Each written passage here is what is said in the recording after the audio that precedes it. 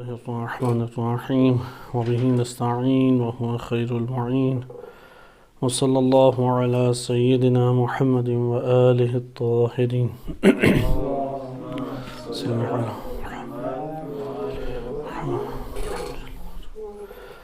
الکافی سے موضوع مہدویت پہ آپ کی خدمت میں احادیث کو پیش کیا جا رہا تھا۔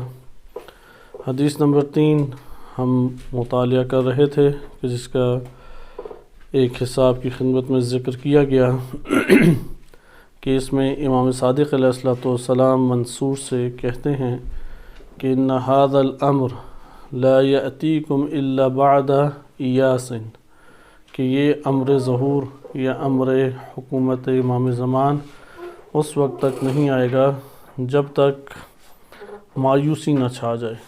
ولا واللہ حتی تمیزوا، قسم بخدا اس وقت تک نہیں آئے گا جب تک تم آزمائے نہ جاؤ، یعنی جدا جدا نہ کیے جاؤ۔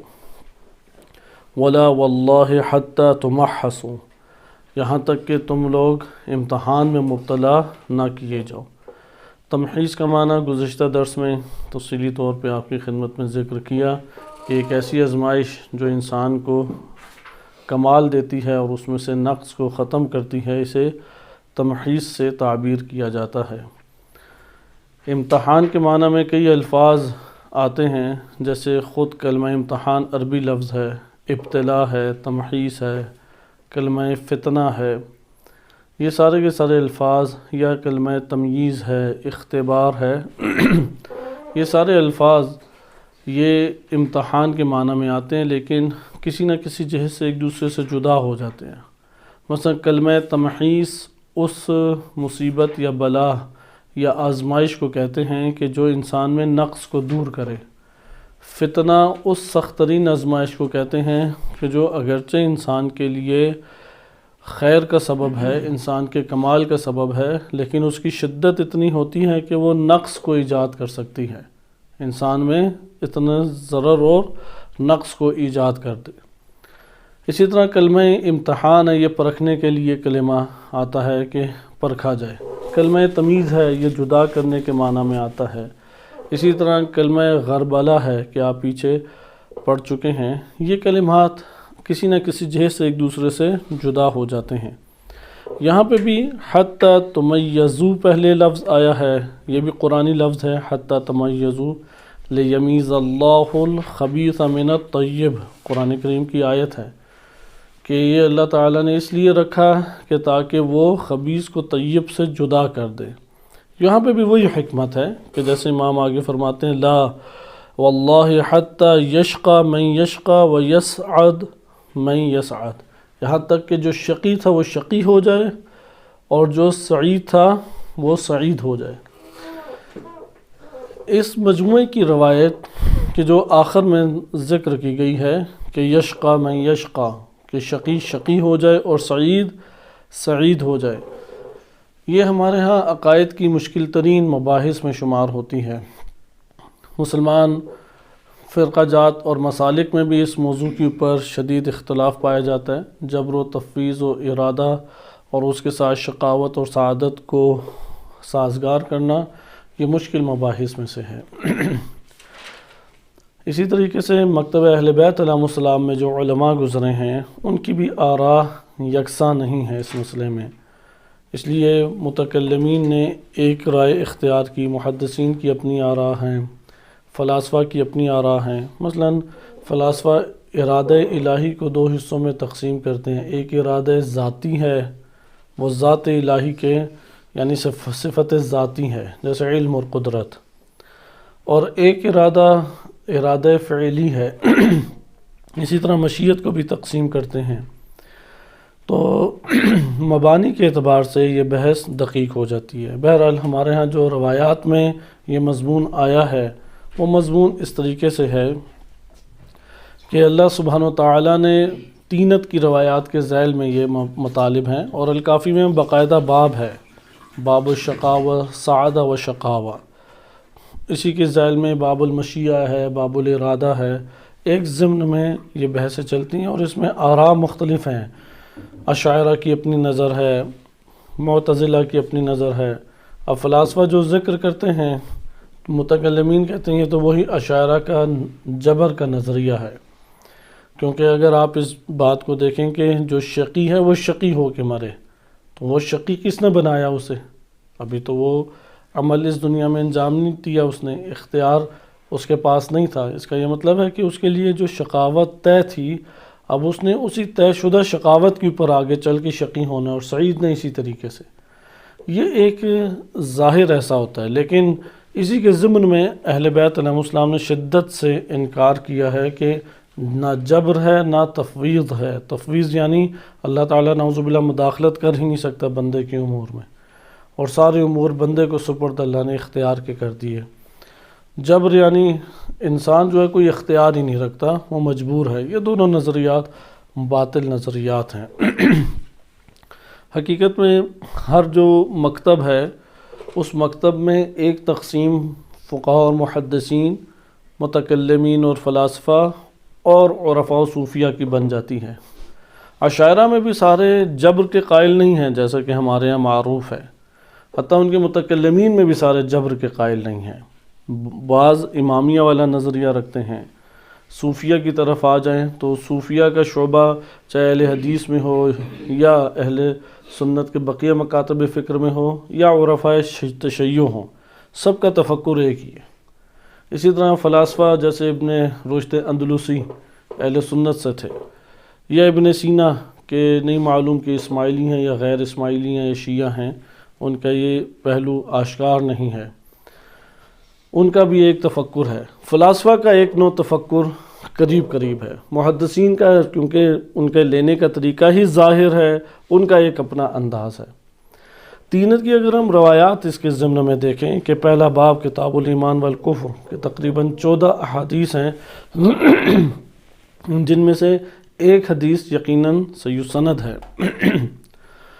اس کے ضمن میں یہ بات ہمارے سامنے آتی ہے کہ انسان کا جب خمیر اللہ تعالیٰ نے بنایا تو بعض ایسے تھے کہ جنہوں نے سعادت مند ہونا تھا، ان کے خمیر کا انداز الگ ہے۔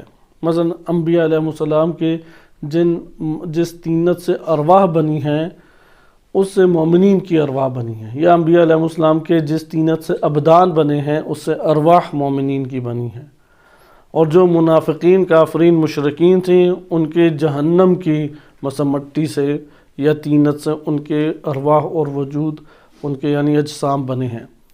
اب اس دنیا کے اندر یا بعض روایتیں اس طرح سے ہیں کہ جو شقی ہے وہ من بطن ہی، اپنے ماں کے بطن سے ہی شقی ہے، جو سعید ہے وہ اپنے ماں کے بطن سے ہی سعید ہے۔ یہ باتیں کس طریقے سے سازگار کی جائیں، یہ ہمارے پاس یہ والا مرحلہ نہیں ہے، مہدویت کی روایات نہیں ہیں، لیکن اس کا ایک رخ مہدویت سے جوڑتا ہے۔ البتہ اس میں عقائدی طور پہ یہ بات مسلم ہے، ان روایات سے جبر کا نظریہ نہیں لینا، مراد نہیں لے سکتے ہم۔ کیوں مراد نہیں لے سکتے؟ کیونکہ واضح طور پہ احادیث اہل بیت علیہ السلام اور عقلی دلائل اس بات پہ موجود ہیں، اور انسان وجداناً اس دنیا کے اندر دیکھتا بھی ہے اس امر کو کہ اللہ تعالیٰ نے انسان کو اختیار ایک نوع دیا ہے اور اس کو جبر کے نظریے کو کفر قرار دیا ہے روایات نے۔ اسی طرح تفویض کے نظریے کو قدرت الہی کے منافی اور کفر قرار دیا ہے۔ لہذا ایسی تشریح ان احادیث کی کریں کہ جو امر بین الامرین سے سازگار ہو، وَإِلَّا یہ روایات متشابہ قرار پا جائیں گی۔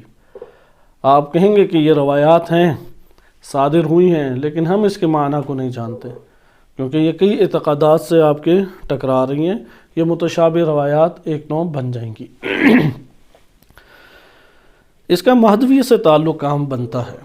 مہدویت سے تعلق اس طریقے سے بھی بنتا ہے کہ ہمارے ہاں بعض ایسی احادیث بھی وارد ہوئی ہیں کہ جس میں امام معصوم علیہ السلام فرماتے ہیں کہ جنگوں میں امیر المومنین علیہ السلام بعض کو چھوڑ دیتے تھے اور بعض کو آخر دم تک جا کے قتل کرتے تھے۔ تو وجہ پوچھی گئی تو فرمایا کہ اس کی نسل سے مثلا سعید یا مومن آئے گا، سعادت مند نسل سے کوئی آئے گا، یعنی شیعہ ان کا آئے گا۔ اسی طرح کربلا کے ضمن میں بھی یہ روایت ہمارے پاس اس طرح کی آئی ہیں۔ مہدویت در حقیقت انسانی بشری ارتقاء سے تعبیر ہے، یعنی جس ارتقاء، ترقی، کمال تک معاشرے انسانی پہنچ سکتا ہے، اس کی آخری سٹیج کا نام کیا ہے؟ آخری مرحلے کا نام وہ مہدویت ہے۔ اور یہ تب ہی ہوتا ہے کہ ناقص افراد کا مجموعہ ایک جگہ ہو جائے اور باکمال افراد کا مجموعہ یا نجات یافتہ افراد کا مجموعہ ایک جگہ ہو جائے۔ لہذا جب تک اس نسل انسانی سے جو اس وقت کرۂ ارض کے اوپر آباد ہے، جب تک یہ موجود رہے گا امکان کہ اس سے نسل آئے اور وہ نسل مومن یا شقی یا سعید ہو جائے، قرار پائے، اس وقت تک ظہور امام زمان علیہ السلام یا آخری نبرد نہیں ہوگی۔ آخری نبرد کا مطلب یہ ہے کہ اس کرۂ ارض سے جتنا پھل ملنا تھا اور اس کے اوپر جتنا انسانی نسل نے آ کے آباد ہونا تھا وہ ہو چکی۔ اب اس کے بعد سعادت مند زندگی ہی آگے آباد ہوگی امام زمان علیہ السلام کی صورت میں۔ لہذا شقاوت جو ہے وہ دب جائے گی، وہ ایک نو ختم ہو جائے گی، ظلم دب جائے گا۔ یہاں سے سعید اور شقی کا ربط جڑتا ہے۔ بالفاظ دیگر اگر امتحان کے ایام ختم ہو جائیں، سعید اور شقی کا علم ہوگا۔ جیسے ہمارے یہاں بعض لوگ سمجھتے ہیں کہ غیبت امام زمان علیہ السلام گویا کہ ابھی امتحان کے ایام ختم ہیں، یہ حقیقت نہیں ہے، کیونکہ انسان اپنے باطن کے اندر جو رکھتا ہے کمال یا نقص وہ اسی کے ساتھ اٹھایا جائے گا۔ اسی لیے قرآن کریم نے واضح طور پہ یہ تعبیرات استعمال کی ہیں کہ نفس جو ہے وہ ظاہر کر دے گا جو اس کے پاس ہے، ما اسلفت یا ما قدمت، اس طرح کے کلمات آیا ہیں کہ نفس وہ دیکھے گا جو اس نے کمایا ہے۔ مثال کے طور پہ ایک شخص عام زندگی بسر کر رہا ہے، جیسے ہم طلاب ہیں، باہر بہت سارے شریف شرفاء ایسے موجود ہیں، دیندار طبقہ موجود ہے، دیکھنے میں بڑا سادہ، شریف، دیندار، متدین نظر آتا ہے، لیکن اخلاقی امراض اس کے موجود ہیں۔ حسد ہے، کینہ ہے، نفرت ہے، تکبر ہے، غرور ہے، یا بے ہمتی ہے، نا امیدی، مایوسی، مختلف قسم کے انسان کی زندگی میں ایسے امراض اخلاقی موجود ہیں، لیکن وہ ظاہر نہیں ہو پاتے۔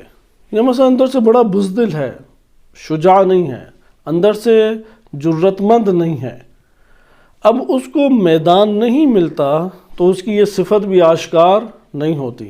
اب جب قبر میں جائے گا تو یہاں پہ وہ بالفرض اگر بزدل تھا لیکن دنیا میں اسے میدان نہیں ملا کہ یہ صفت اس کی آشکار ہو جائے، تو آیا وہ قبر میں بزدل اٹھایا جائے گا یا شجاع اٹھایا جائے گا؟ یہاں پہ آپ قرآن کریم کی اگر آیات کو دیکھیں تو قرآن کریم واضح بیان کرتا ہے کہ نفس جو لے کے آیا ہے وہ اس کو دیکھے گا۔ اگر اس نے اپنے نفس میں بزدلی کو کمایا ہوا بزدلی بنے گا، اپنے نفس میں وہ شہرت پسند تھا، نئی شہرت کا میدان اسے ملا، تو ایسا تو نہیں ہے کہ اب وہ شہرت کا مرض کے بغیر اٹھایا جائے قبر سے۔ ہاں وہ گناہ اس کے سر پہ نہیں ہوگا جو عمل انجام دینے کی وجہ سے ہوتا ہے، لیکن وہ تو اس کے ساتھ ہوگا جو اس نے کمایا ہے۔ اور اس کی دلیلیں ہمارے پاس روایات میں بھی موجود ہیں کہ الکافی میں روایت امام معصوم سے ہے کہ فرماتے ہیں کہ عیسیٰ ابن مریم علیہ السلام انہوں نے اپنے حواریوں کو جمع کیا اور جمع کر کے کہا کہ موسیٰ کہا کرتے تھے کہ زنا نہ کرو، میں تمہیں یہ نہیں کہتا کہ زنا نہ کرو یا خنزیر نہ کھاؤ، میں تمہیں یہ کہتا ہوں کہ تم تصور زنا بھی نہ کرو۔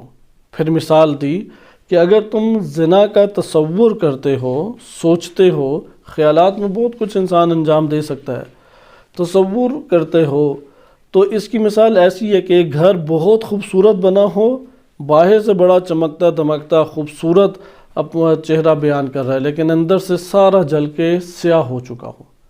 تو انسان کی مثال بھی ایسی ہے کہ ظاہری جسم اس کا متدین، نیک، پاکیزہ اور زاہد، عابد نظر آ رہا ہے، لیکن اندر اس کا سارا سیاہ ہو چکا ہے۔ اب جب قبر میں اٹھایا جائے گا تو وہ سیاہ نفس کے ساتھ اٹھایا جائے گا یا اسی طریقے سے جیسا اس دنیا میں نظر آ رہا تھا۔ بالفاظ دیگر تصورات کے جو مسائل ہیں اور اس کے جو اثرات ہیں منفی، وہ ایک شے ہے، اور اس کی بنیاد پہ انسانی وجود سے عمل کا صادر ہونا وہ ایک الگ چیز ہے۔ اللہ تعالیٰ گناہ کو اس وقت، یعنی گناہ کی پھر قباحت دیکھیں کتنی زیادہ ہوگی۔ اگر تصور باطن کو سیاہ کر سکتا ہے تو گناہ پھر کتنی بڑی ہلاکت ہے کہ اس کے عمل سے بھی صادر ہو جائے۔ اسی طریقے سے آپ اگر نفس انسانی یا اپنے نفس کے اوپر یہ آپ غور اور دقت کریں، انسان کے وجود سے اس وقت تک گناہ صادر نہیں ہوتا جب تک انسان کے اپنے وجود کے اندر وہ اس گناہ کو پہلے انجام نہ دے دے. یعنی کئی دفعہ وہ اس گناہ کو اپنے باطن میں انجام دے چکا ہوتا ہے، تب جا کے اس کے جسم سے وہ صادر ہوتا ہے. اس لیے یہاں پہ اس کے اندر اس گناہ کی جرت، ویسے تو جرت فوراً نہیں آ سکتی، وہ کیوں اس کے وجود کے اندر جرت آ جاتی ہے؟ کیونکہ اپنے نفس کے اندر تصورات، خیالات میں کئی دفعہ اسے انجام دے چکا ہے، اور اس کے نتیجے میں اب وہ جرت مند ہو گیا ہے. اس کو کہتے ہیں باطنی ارتقاء، لیکن پستی کی طرف ارتقاء، نہ کہ کمال. اسی طرح کمال کی طرف ہے، آپ ذہن میں لائیں حسن زن، جیسے روایات نے کہا ہے، نفس تو سوء زن پھینکے گا، آپ کو زحمت اٹھانے پڑے گی، ہمیں محنت کرنے پڑے گی، ہمیں مشقت اٹھانے پڑے گی، تب جا کے ہم نے سوء زن کو دبا دیا. ایک دفعہ دبائیں، دو دفعہ دبائیں، کئی مرتبہ دبائیں، تب جا کے تھوڑا سا چھٹکارا ملے گا. اور چند سال گزر جائیں تو یہ آپ کی قوت جسم میں آ جائے گی کہ آپ کی اجازت کے بغیر سوء زن اندر قدم نہیں رکھے گا. اسی طرح گناہ کا تصور ہے، گناہ کے تصور سے کئی نقصانات ہیں. ایک نقصان تو یہی ہے جو عیسیٰ علیہ السلام کی روایت یا قرآن کریم کی آیات آپ کی خدمت میں پیش کی، کہ اس دن نفس دیکھے گا کہ کیا اس نے بھیجا ہے، یا ما اسلفت، کیا اس نے پیچھے چھوڑا ہے، یعنی دنیا میں کیا کام کر کے آیا ہے. یہ روایات بتاتی ہیں کہ نفس نے اندر کیا کمایا تھا. لیکن اس جگہ پہ خود آپ دقت کریں کہ یہ ایک نوع ہے کہ جو نفس کے اندر ایک چیز چلتی ہے، آہستہ آہستہ یہ ارتقاء پیدا کر کے قوت اختیار کر لیتی ہے. یہاں سے شقی اور سعید کا فرق سامنے آتا ہے، کیونکہ شقی وہ ہے، ممکن ہے کہ ایک عرصہ نیک کام کرتا رہا ہو، لیکن اندر اس نے شقاوت کو کمایا. ہمارے پاس آج کتنے ہی ایسے نام ہیں، کیونکہ میدان فراہم نہیں ہوتے، چہرے نہیں کھلتے دنیا میں. لیکن دنیا میں چہروں کا نہ کھلنا وہ اس بات کی علامت نہیں ہے کہ قبر میں اس کے چہرے نہیں کھلیں گے. قبر میں تو چہرے کھل جائیں گے، اور پھر جن کو میدان ملے ان کے چہرے کھل بھی گئے. کتنے ایسے افراد آپ کے سامنے انقلاب اسلامی کے بعد آئے ہیں کہ انسان جب انہیں دیکھتا ہے تو سوچتا ہے کہ یا اللہ نہ شہرت ملے، نہ مال ملے، اور نہ ہی کوئی اتنی بڑی علمی ڈگری ملے. ہم سادہ سے 5 وقت کے نمازی اور اپنے وظیفے پہ جو اجتماعی انفرادی ہمارے وظیفے بنتے ہیں اس پہ عمل کر کے دنیا سے رخصت ہو جائیں تو اسی میں عاقبت بخیر ہے. اب ایسے افراد ہیں جو آیت اللہ کا ٹائٹل لیے ہوئے ہیں، تفسیر کے اوپر ان کی کتابیں باقاعدہ موجود ہیں، اجتماعی اور سیاسی مفاہیم اور تجربے کے اعتبار سے ان سے محکم شاید ہی کرۂ ارض میں کوئی مومن یا مسلمان یا عالم اسلام میں ہمیں ملے. لیکن اختتام کیسا ہوا؟ بدترین اختتام. اس کے اوپر جو مخلص افراد ہیں وہ لعنت ہی بھیجتے ہیں ہمیشہ. کتنے ایسے افراد ہیں، بعض ہیں کہ کئی افراد کے قتل میں شریک ہوئے، بعض فحاشی پھیلانے کے جرائم میں ملوث ہیں، بعض مالی غبن میں ملوث ہیں. اب یہ افراد جن کا اختتام یہ ہو رہا ہے، ان کی زندگی تو ہمیں زندانوں میں، انہوں نے شاہ کے دور میں جیلیں بھی کاٹیں. شاہ کی جیل تو پاکستانی جیل سے بہت ہی بدترین جیل تھی، بہت ہی بدترین. صدام اور شاہ یہ دو دنیا میں معروف تھے بدترین جیلوں کے اعتبار سے. اتنی بدترین جیلوں کا کسی اور ملک کا آپ تذکرہ، حتیٰ سعودی عرب کا تذکرہ نہیں سنتے. جو یہ بدترین جیلیں شاہ کے دور میں تھیں اور صدام کے دور میں، انہوں نے ظلم و ستم ڈھائے. اب انہوں نے زندان بھی کاٹے، انہوں نے محاذوں پہ جنگیں بھی لڑیں، انہوں نے بڑی بڑی پوسٹیں بھی سنبھالیں، علم کی ترقیاں بھی کیں، درس اخلاق بھی دیا کرتے تھے، اخلاقی مفاہیم سے بھی وہ آشنا تھے، اور اسی میں انہوں نے عمر کاٹی. لیکن انجام کیا ہو رہا ہے؟ شقاوت کا انجام ہو رہا ہے. یہ ہے کہ حتی یشقى من یشقى، جس نے شقی ہونا ہے وہ آہستہ آہستہ مرحلہ با مرحلہ بالآخر شقی ہو کے مرے گا. لیکن اس میں شقاوت میں اس کا اپنا قصور ہے، اس شقاوت کو اس نے خود اس راہ کو اختیار کیا. تو بس آپ نے ملاحظہ کہ اسی طرح سعید ہے. زہیر بن قین کی آپ مثال دیکھیں، اموی تھے، عثمانی تھے. یعنی اموی اور عثمانی، آج بھی اگر آپ اموی دور کو پڑھیں تو آپ اہل سنت کو پھر بھی کہیں گے کہ 1000 گنا بہتر ہیں. زہیر بن قین امویوں سے نکل کے حسینی بن گئے. اور چند لحظوں میں یہ کمال کا سفر طے کیا، لیکن سعادت مند سعید ان کی شہادت ہوئی، یہاں تک کہ ان پہ سلام پڑھا جاتا ہے، تا قیامت کے لیے ان کا نام زندہ ہو گیا۔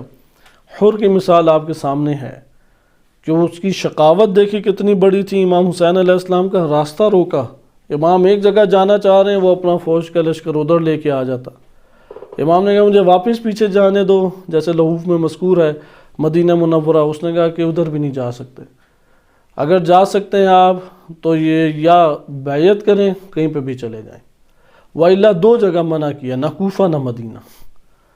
تو امام حسین علیہ السلام نے ادھر ہی اِنَّ لِلَّهِ پڑھا، یعنی اس نے آ کے یہ شقاوت دکھائی حر نے کہ وہ قافلے کو کربلا لے آیا اور محاصرہ قائم کر دیا۔ اگر حر نہ رکاوٹ بنتا تو امام حسین علیہ السلام تو کوفہ پہنچ گئے تھے، وہ رکاوٹ بنا، اور تب تو مواصلات کا ذرائع مواصلات اتنے تیز تھے ہی نہیں کہ فوراً ہی خبر مل جاتی ابن زیاد کو، فوراً ہی خبر مل جاتی یزید کو، اس لیے حر وہاں پہ تھوڑی سی بھی گیم چلا سکتا تھا یا بعد میں معذرت خواہی کر سکتا تھا، لیکن اب یہاں پہ اس کے بعد اس کی توبہ کا انداز دیکھیں۔ امام حسین علیہ السلام نے اس کو پھر آ کے استقبال کیا اور حسینیت کے اندر اس کو شامل کیا اور ہمیشہ کے لیے سعادت مند ہو گیا، یعنی وہ اندر سے سعید تھا، مرحلہ بمرحلہ سعادت کی طرف بڑھا۔ اس لیے کسی بھی انسان کو ہم ظاہری اعمال دیکھ کے فوراً اس کی طرف ہم اشارہ نہیں کر سکتے کہ اس کی موت سعادت کی ہے یا شقاوت کی ہے، بلکہ موت آ کے بتاتی ہے کہ یہ سعید مرے گا یا شقی مرے گا۔ مہدویت سے اس کا کیا تعلق بنتا ہے؟ مہدویت سے جیسے پہلے روایات سے آپ کی خدمت میں بیان کیا، اگر اس کو ہم نتیجہ اس سے لیں تو اس کا نتیجہ یہ نکلتا ہے، کیونکہ مہدویت آخری نبرد ہے انسانیت کی، آخری کمال ہے انسانی معاشروں کا، اور اس میں امتحان کا اختتام ہے، اس لیے قیامت کے ساتھ اسے ملحق کیا گیا ہے۔ ایک نو اختتام ہے، بعض نے تو رجت کا ایک نو معنی اسی زمانے ظہور سے بھی تعبیر کی ہے، البتہ رجت کو انشاءاللہ تعالی ہم اپنے وقت پہ پڑھیں گے کہ 3-4 اس کی تشریحات ہیں مختلف قسم کی، کہ اس میں کون سی تشریح روایات صحیح سند روایات سے سازگار ہے۔ بہرحال ظہور امام زمانہ علیہ السلام کے بعد جب حکومت قائم ہوگی، قبل از حکومت یہ وقت ہے امتحان کا، شقی شقی ہو کے مرے گا، سعید سعید ہو کے مرے گا، اور اگر یہ پہلے ظہور ہو جاتا ہے تو یہ والی حکمت سامنے نہیں آ سکی، یعنی وہ میدان نہیں ملے گا کہ جس میں شقی اپنی شقاوت کو اپنے نفس کے اندر یا اپنے عمل سے اپنے باطن سے نکال کے ظاہر میں بھی آشکار کر دے، کیونکہ اگر سعید اپنے نفس کے اندر آشکار کر دے تب بھی اس کا انجام وہاں پہ سخت ہے۔ گناہ کے جو اثرات ہیں وہ صرف اور صرف توبہ جسم سے صادر ہونے والے اعمال پہ نہیں ہے، جو انسان تصور گناہ کرتا ہے اس کے اوپر بھی توبہ ہے۔ امام خوانی رحمۃ اللہ علیہ کے جو استاد ہیں شاہ آبادی، ان کی کتاب ہے اخلاق کے موضوع پہ، انہوں نے 7 اقسام توبہ کی ہیں، 7 غالباً رشحات الاخلاق یا من رشحات الاخلاق اس طرح سے کتاب کا نام ہے، 7 انہوں نے قسمیں توبہ کی ہیں۔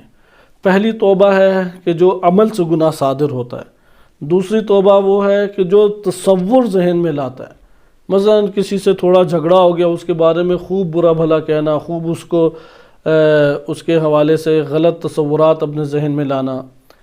اب یہ ایک نوع توبہ کا مقام ہے کہ وہاں پہ کہ پروردگار یہ تو شکر ہے کہ میرے پاس اختیارات نہیں تھے، وسائل نہیں تھے، ورنہ میں بھی فرعون ہی ہوں، فرعون سے کم تو نہیں ہوں، میں نے اس کے ساتھ کیا کیا کر دیا، جو فرعون کر سکتا تھا میں نے اپنے وجود میں اپنے خیالات میں اس کے ساتھ انجام دے دیا۔ اسی طریقے سے خدا کا شکر انسان کرتا ہے کہ یا اللہ تعالیٰ شکر کہ میرے پاس اتنے وسائل نہیں تھے، ورنہ نعوذ باللہ مجھ سے بڑا زانی کون ہوتا، میں نے تو خیالات میں کیا کیا گناہ نہیں انجام دے دیے۔ اسی طرح سے آپ باقی دیکھیں، شہرت کے اعتبار سے دیکھیں، حرص کے اعتبار سے، لالچ کے اعتبار سے، حسد کے اعتبار سے، کسی کی تعریف ہو رہی ہے اس کی تعریف نہیں ہو رہی، یہ اس کی تعریف دیکھ کے اندر سے ایک اضطراب محسوس کرے گا۔ اگر کوئی یہ کہے کہ میری زندگی میں اس طرح نہیں ہوتا تو اس کا یہ مطلب ہے کہ وہ بشر نہیں ہے، کیونکہ ابتدائی بشر میں ہر ایک کو ایسا ہی ہوتا ہے۔ یہ والے امراض ختم ہوتے ہیں ریاضت سے، اہل بیت علیہ السلام قرآن کریم کی تعلیمات پہ عمل کرنے سے، بالخصوص وہ والے اخلاقی امراض جس کو قرآن کریم نے بیان کر دیا، اس کو اگر ختم کرنے کی کوشش نفس میں نہ کرے وہ ختم نہیں ہوں گے۔ اور کوشش کرنے سے ادھر مراد کیا ہے؟ اپنے تصورات میں بھی اس کو نہ آنے دے۔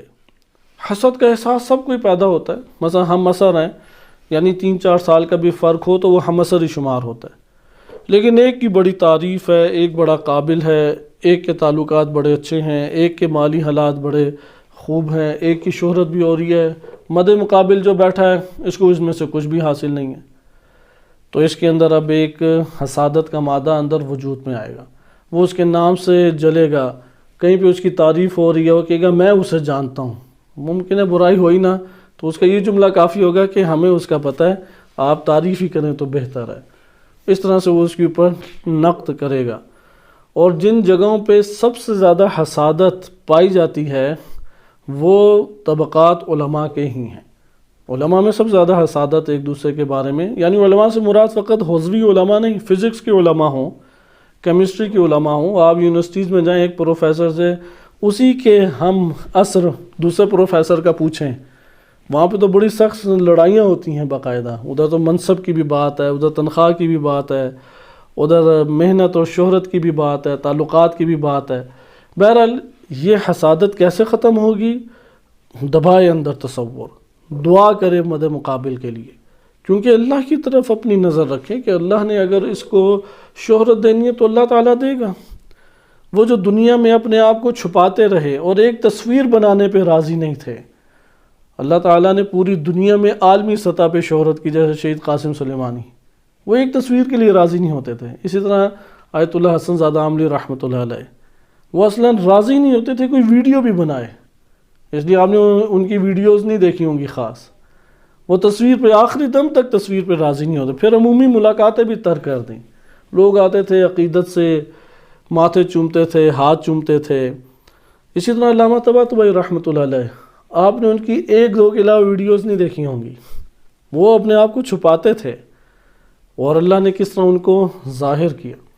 حتیٰ کہ امام رضا علیہ السلام کے حرم میں جا رہے تھے، معروف استاد حسن رمضانی، جو استاد حسن رمضانی عرفان اور فلسفے کے استاد ہیں، انہوں نے یہ بیان کیا واقعہ کہ امام رضا علیہ السلام کے حرم میں آغا طباطبائی بڑھاپے میں تو ان کی شہرت بہت ہو گئی تھی، لیکن عالمی سطح پہ شہرت جو ہے وہ بعد میں ہوئی ہے، شاگردان پھیلے اور دیگر۔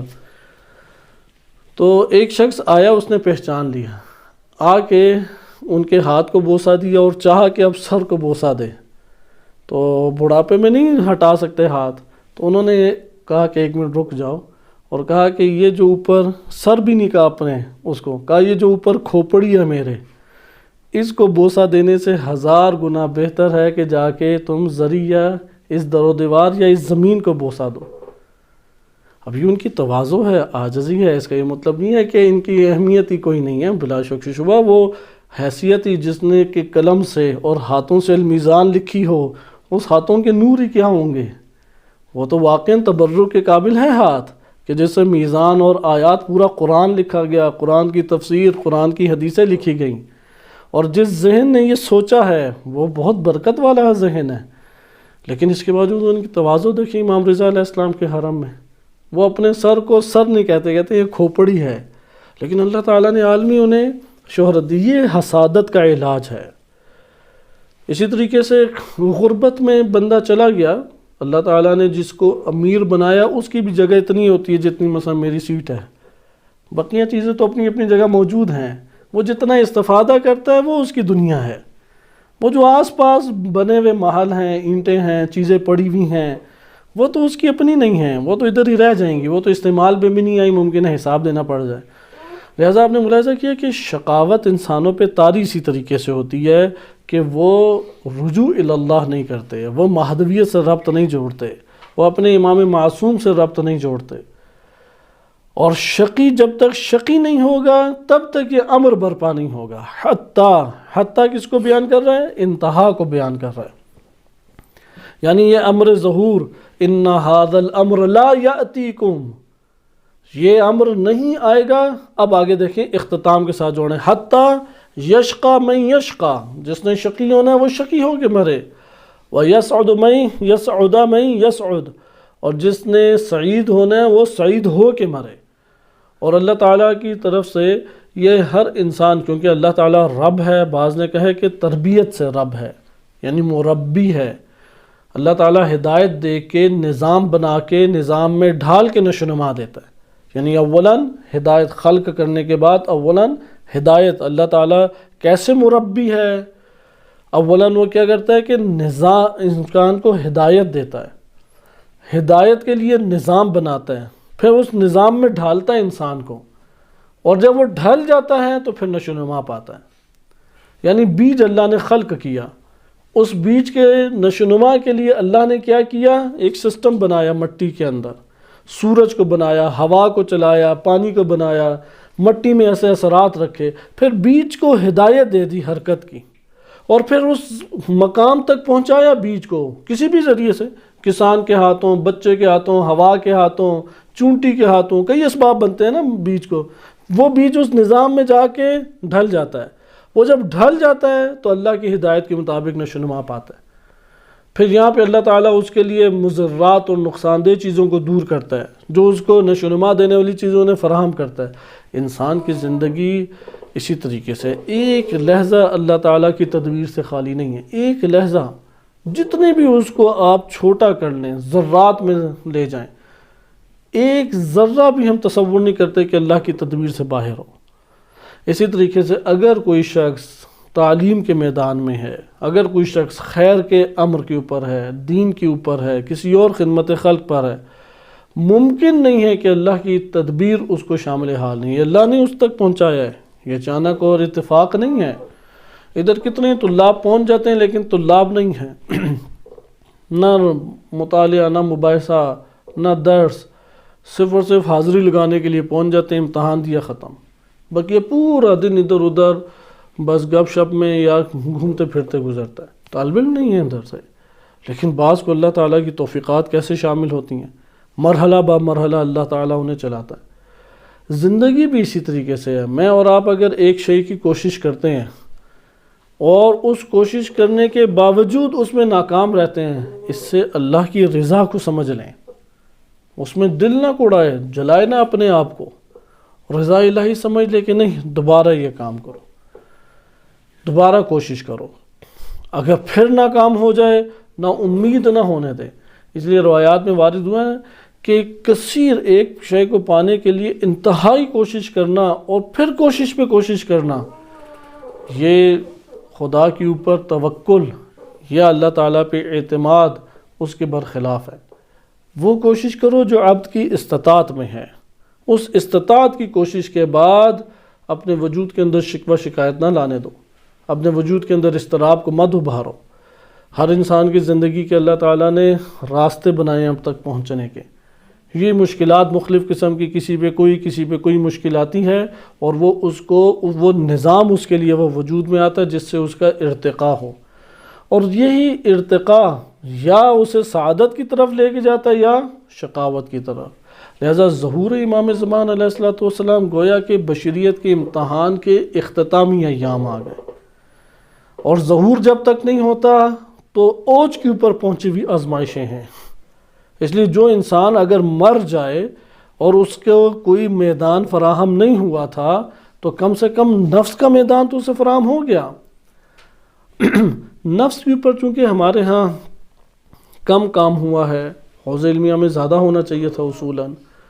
بعض تو یہ کہتے ہیں کہ جس طرح سے فقہ کی بعض کتابیں رائج ہیں، آغا حسن زادہ عملی کا یہ جملہ ہے کہ فقہ کی جو بعض کتابیں رائج ہیں، آخر کیوں اخلاق اور جو نفس کی تربیت اور معارف الہی اس کی کتابیں اس طرح سے پڑھی پڑھائی نہیں جاتی؟ وہ تو فقہ سے کئی گنا زیادہ اہمیت رکھتی تھی۔ اس لیے نفس کے مسائل بھی ہم کم جانتے ہیں، نفس کے مسائل سے قرآن بھرا ہوا ہے، روایات ہماری کثیر بھری ہوئی ہیں، کثرت سے ہیں روایات۔ نفس کو انسان نہیں پہچانتا، وہ جب نہیں پہچانتا تو اسے وہ مجموعہ لے لیتا ہے کہ جس میں چھوٹ ہی چھوٹ ہے، اس کے مد مقابل دیگر مجموعے جس میں تربیت کی بات ہے، تزکیہ کی بات ہے، جس میں خیالات کو قابو کرنے کی بات ہے، زحمت اور مشقت اٹھانے کی بات ہے، وہ انسان فراموش کر دیتا ہے۔ لہذا ظہور امام زمان علیہ الصلوۃ والسلام اس روایت کے آخری حصے کے مطابق اختتامی امتحان کے ایام ہیں، یہاں تک کہ جنگ تھم جائے۔ جب جنگ تھم جائے تو ایک امتحانات ہی ختم، اب تو نہ باطل ابھرا ہوا ہے، اب تو نہ شقاوتیں چھائی ہوئی ہیں، اب نہ ظلم و ستم کے بادل چھائے ہوئے ہیں۔ یہاں پہ تو مومن کو تمام کی تمام مراعات مل گئیں کہ جس سے اب وہ ارتقاء کرے۔ لہذا جب تک شقی نہ ہو جائے اور سعید نہ ہو جائے، یہ امر نہیں آئے گا۔ ایک بڑی حکمتوں میں سے حکمت ہے۔ کوئی پوچھے غیبت امام زمان علیہ السلام کیوں ہے، ہم جواب دیں حتی یشقى من یشقى ویسعد من یسعد، کہ جب تک شقی نہ ہو جائے اور سعید نہ ہو جائے، یہ معاشرے اس دم تک پہنچیں۔ اور شقاوت پھر یاد رکھیں تب تک نہیں ابھرتی جب تک اسے میدان میسر نہ آئے، امتحان کا فرصت میسر نہ آئے۔ مثلا ایک شخص کو پیسہ میسر ہی نہیں آیا کہ وہ دیکھ سکے کہ میں سخی ہوں یا نہیں، جھانک کے دیکھتا پتہ لگ جاتا، لیکن جھانک کے اس نے نہیں دیکھا تو اس لیے اس کے خبر بھی نہیں۔ لیکن نفس تو کمار ہے، مثلا بخل کو کمار ہے، وہ اندر سے ہے بخیل، وہ منصوبے بناتا ہے اتنے پیسے آئیں گے، مثلا 1 کروڑ آئیں گے تو 1000 روپیہ دے دوں گا، یہ بخل ہے۔ اگر اتنی زندگی ملے گی تو ٹھیک ہے، ایک دفعہ جان داؤ پہ لگا دیں گے، بخل ہے اس کے لیے، ایک دفعہ زندگی جان پہ داؤ پہ لگانی ہے، یا اتنا میں کر لوں گا، بڑھاپے میں تسبیح پکڑ لیں گے۔ یہ ساری کی ساری سوچیں منفی ہیں، شقاوت والی سوچیں ہیں۔ لہذا انسان اپنے آپ کو کیسے حالات میں رکھے، ایسے حالات میں رکھے کہ جس میں گویا کہ کل ہی موت ہے، جسے ایمرجنسی حالات کہتے ہیں۔ اس حالات میں انسان جب اعمال کو انجام دیتا ہے تو خلوص نیت سے انجام دیتا ہے۔ یہ آپ نے آخری حکمت پڑھی۔ اگلی حدیث دیکھیں، اگلی حدیث میں حدیث نمبر 4 میں، کیونکہ یہ حتی یشقى من یشقى ویسعد یا یسعد من یسعد یا یسعد من یسعد، یہ روایت کا حصہ کلامی حصہ ہے سعید و شقی ہونے کے اعتبار سے، لیکن اس اعتبار سے مہدویت کا حصہ ہے کہ باطنی طور پہ یا ظاہری طور پہ شقاوت کو آشکار کر لے، اس وقت تک یہ نسل انسانی آگے جاتی رہے گی اور ظہور کا امر اس وقت تک متاخر رہے گا۔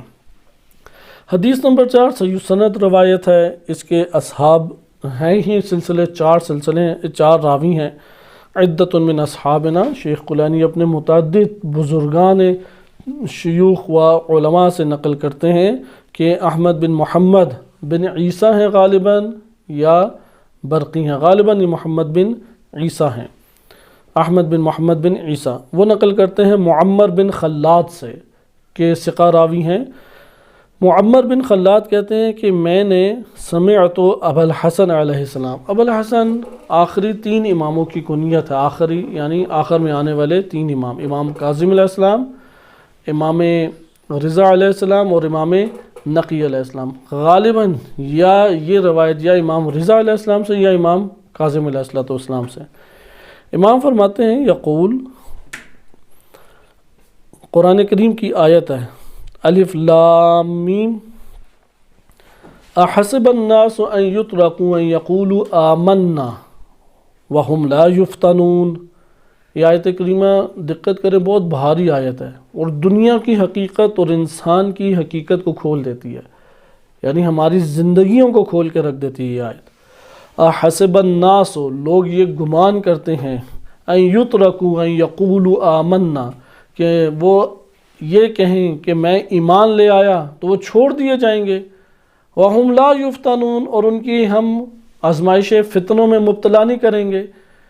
فتنہ اس آزمائش کو کہتے ہیں کہ جو اس قدر شدت رکھتا ہے کہ خلل بھی ایجاد کر دے، آیا کمال کے لیے ہے لیکن اس کے اندر شدت اتنی پائی جاتی ہے کہ وہ کیا کر دے، خلل۔ تمحیص ایسی شدت نہیں ہے، تمحیص سازگار شدت کو کہتے ہیں، اس سازگار آزمائش کو کہتے ہیں کہ انسانی وجود سے جو سازگار ہے۔ تمحیص کی صورت میں جو اوپر روایت کا آپ نے لفظ پڑھا وہ ان بلاؤں کو شامل ہے کہ جو حتماً و حتماً آ کے کمال دیتی ہیں، نہ کہ نقص دیں۔ لیکن فتنہ ان آزمائشوں کو کہتے ہیں کہ جو جب آتی ہیں، آتی کمال کے لیے ہیں لیکن اتنی شدید ہوتی ہیں انسان میں نقص بھی ایجاد کر سکتی ہیں۔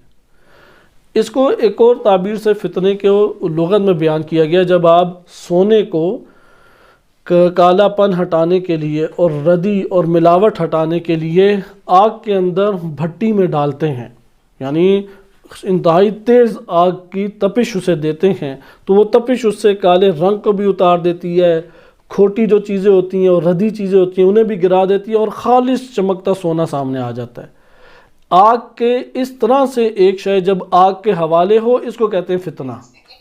فتنہ یعنی جب اس طرح سے یہ اس کے حوالے ہو۔ آیت میں اب آپ دیکھیں وَهُمْ لَا يُفْتَنُونَ کہ انہیں فتنے میں کیا مبتلا نہیں کیا جائے گا، یعنی وہ یہ سمجھتے ہیں کہ ہم ایمان لے آئے اور اتنا کہا کہ میں ایمان لے آیا ہوں، انہیں چھوڑ دیا جائے گا، جنت میں چلے جائیں گے۔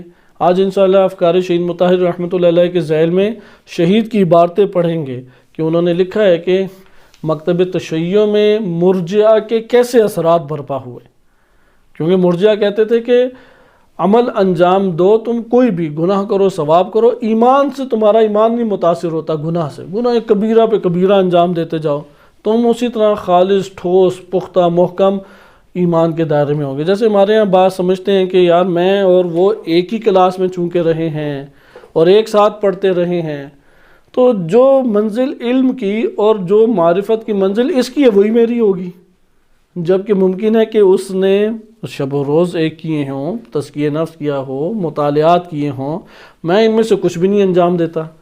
تو انسان کیا گمان کرتا ہے ہم دونوں شاید برابر ہیں۔ یا اسی طریقے سے آپ نے اپنے معاشرے میں دیکھا ہوگا، ہم ممبر بھی ہمیں اسی طرح بیان کرتا ہے کہ تم فقط یا علی کہہ دو اور ولایت کا دم بھر لو، بقیہ سارے مراحل خود بخود پار، اب جو مرضی گناہ کرنا ہے کرتے رہو۔ اور پھر وہ مجموعہ روایات لے کے آئیں گے کہ جن روایات میں اس بات کا تذکرہ ہے کہ ولایت کے اوپر اعتقاد قائم کرو تو تم بخشے گئے، جبکہ دیگر روایات آ کے فقہ میں ہم یہ کام کرتے ہیں کہ ایک نوع کی روایات نہیں اٹھاتے، فقہ میں جم کرتے ہیں، اور جم کر کے مثلا آپ اگر ابھی بھی جائیں الکافی سے آپ غسل جمعہ کی روایات پڑھیں، ایک روایت نہیں ہے کہ جس میں لکھا ہو کہ مستحب ہے غسل جمعہ، سب میں الفاظ آئے ہیں کہ واجب ہے۔ حتیٰ کہ روایت صحیح سند اس طرح سے ہے کہ امام کاظم علیہ السلام سفر میں تھے تو جمعے کا دن آ گیا، تو سفر میں جمعہ تو ساقط ہے، لا واجب نہیں ہے حالت جمعہ حالت سفر میں، لیکن انہوں نے جمعرات کو غسل کیا کہ جمعے کو ممکن ہے میں غسل نہ کر سکوں، اور پھر کہا کہ واجب ہے کہ تم اس غسل کو انجام دو۔ من لا یعذر الفقیر اٹھائیں ادھر بھی کلمہ واجب ہے، تہذیب الاحکام اٹھائیں ادھر بھی کلمہ واجب ہے، لیکن فقہا نے فتویٰ کیا دیا ہے؟ مستحب تاکیدی کا۔ کیوں؟ کیونکہ دوسرا جو مجموعہ ہے اگرچہ قلیل ہے لیکن اس میں وہ روایات ہیں کہ جو اس استحباب کے اوپر دلالت کرتی ہیں، یعنی جس میں ترخیص کا بیان ہے، رخصت کا بیان ہے۔ اسی طرح مغرب کے وقت ہے، آپ اکثر اٹھائیں تو ہے کہ جب یہ سورج کی ٹکیہ غائب ہو جائے تو مغرب ہو جاتی ہے۔ جیسے آیت اللہ سعید حکیم رحمۃ اللہ علیہ کے وفات پا گئے ہیں، وہ اسی نظریے کے قائل تھے، اہل سنت بھی اسی نظریے کے قائل ہیں، یعنی آیت اللہ سعید حکیم اہل سنت والے نظریے کے قائل تھے مغرب کے اعتبار سے، کہ سورج کی ٹکیہ غائب ہو جائے تو کیا ہو جاتی ہے؟ مغرب۔ لیکن ہمارے متعدد فقہا اس بات کے قائل ہیں نہیں، مشرق کی طرف ایک سرخی ابھرتی ہے، جب سورج غروب ہو رہا ہو تو مشرق کی طرف ایک سرخی ابھرتی ہے، وہ سرخی جب زائل ہو جائے تو یہ مغرب کا وقت ہے، صحیح ہے، حمرہ مشرقیہ کے زائل ہونے کا۔ اب یہ جو دوسری روایت ہے ایک یا دو ہیں بس روایتیں، کوئی بہت ڈھیر نہیں ہے، لیکن صحیح سند ہے۔ اس صحیح سند روایت کو اس مجموعہ روایت کے ساتھ انہوں نے جم کیا ہے، وہ روایات کا مجموعہ کہ جو کہتا ہے کہ سورج کی ٹکیہ غائب ہو جائے تو غروب ہو جاتا ہے، جم کر کے انہوں نے معنی لیا۔ سوال یہاں پہ پیدا ہوتا ہے آخر آپ ادھر روایات کو کیوں جم نہیں کرتے؟ جب آپ اسی طرح سے ایک بڑی خوبصورت کتاب اخلاق کے استنباط مسائل اخلاق وہ روایات سے کیسے لیے جائیں، بڑی پیاری کتاب ہے، انہوں نے اس کے اوپر بھرپور تبصرہ کیا کہ تم ایک ہی روایت حدیث کی اٹھا لیتے ہو اخلاق پہ اور پورا ایک نظریہ اور کہانیاں اور داستانیں سنا کے ان کے وجود میں اس نظریے کو بھر دیتے ہو، تم نے یہ کیسے روایت سے یہ معنی لے لیا؟ جیسے ہم نے کتاب کھولی، آج بھی عقائد بھی اسی طرح لیتے ہیں، مثلا معاد کے بارے میں، قیامت کے بارے میں کتاب کھولی، کتاب میں ایک روایت نظر آ گئی، بس اسی روایت کو لے لیا، نہ پیچھے کی روایات، نہ آگے کی روایات، نہ دیگر آیات اور روایات ہم نے دیکھی، ایک آیت ایک روایت نظر آئی اسے لے لیا اور کہا کہ نہیں میں نے تو اس کا مطالعہ کیا تھا، بڑی عمیق روایت تھی، بڑی دقیق روایت تھی اور اس کے معارف بھی بڑے تھے، پہلی بات ہے یہ دقیق اور عمیق روایت اس کے پاس وسائل ہی نہیں ہے کہ عمیق جا سکے، وہ کیسے عمیق چلا گیا؟ یعنی کسی کے پاس تیراکی کے اوزار ہوں تو وہ گہرائی میں جا سکتا نا، ویسے تو نہیں، خیالوں میں تو نہیں جا سکتا۔